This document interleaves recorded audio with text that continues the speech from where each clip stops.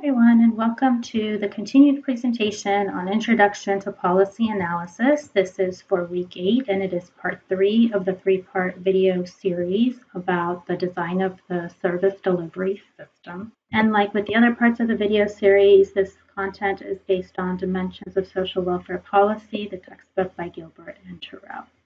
In this last video, I want to talk about some of the problems that can happen with the design of a service delivery system. There are 4 main problems. One is fragmentation, discontinuity is another, inaccessibility, yet another, and the last is unaccountability. So I'm going to go over each one in more detail, and I'd like to use an example, well actually a modified example from the one that Gilbert and Terrell uses.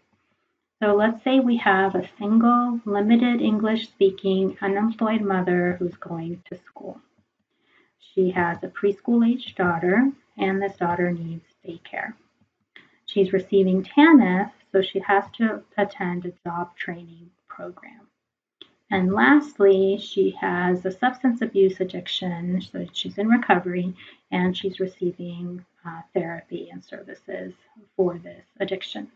So let's talk about fragmentation.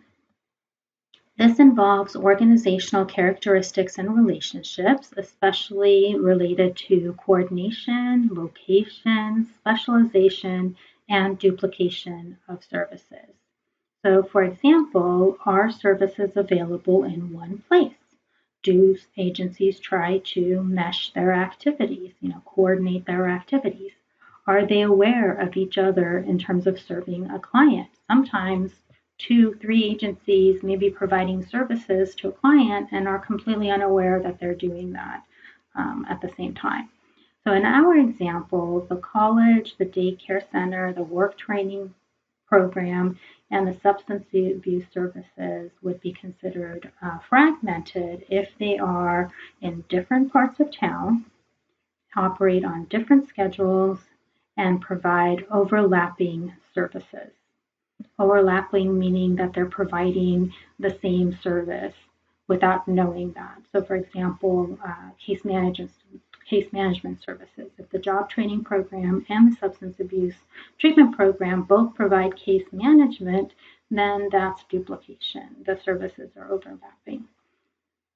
Okay, in terms of discontinuity, this involves obstacles to a person's movement through the network of services and the gaps that appear as an agency tries to match resources to needs. So the question then is, are there adequate channels of communication and referral? So for example, in our example, there is discontinuity if there is no convenient means of transportation between those 2 agencies and the college and the daycare.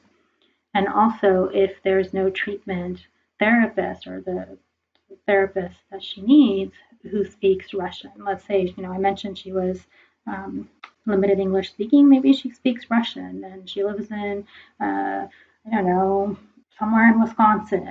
And how many Russian-speaking therapists are in Wisconsin? I don't know. There might be a heavy one. Just pick any place where there aren't a lot of Russian-speaking therapists. So that would be discontinuity, because if they needed to, refer her to one, who would they refer her to? Okay.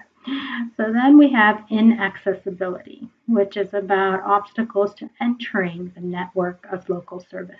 Now remember that one previously involves obstacles to a person going through the network of services. So they're already in that network. But with inaccessibility, it's about entering that network and who gets in and who gets denied, etc. So this involves bureaucratic selectivity in terms of eligibility criteria that can be based on income, age, success potential, or any other characteristics that can exclude certain persons. So in our example, let's say the mom is not eligible for housing services until she completes her substance abuse treatment. So she's receiving job training and substance abuse treatment, but she also needs housing. But for whatever reason, the agency providing these services says she has to wait until she finishes treatment. So the housing is being denied to her at this time. And then lastly, we have unaccountability. And this involves relationships among persons served and the decision makers in the service organization.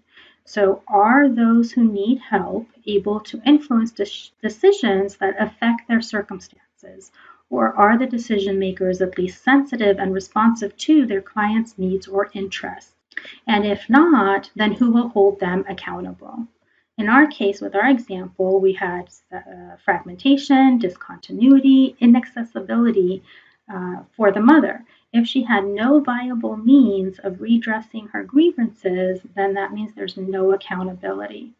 Also, if there were no required evaluations of those services, that is also unaccountability. Okay, so that's the end of this video series. There are no more parts, but the magic of Gilbert and Terrell is not over. There will be another video series about the finances question. So please make sure to look out for that one. And yeah, here are the sources of the images I used. So thank you for watching. Bye.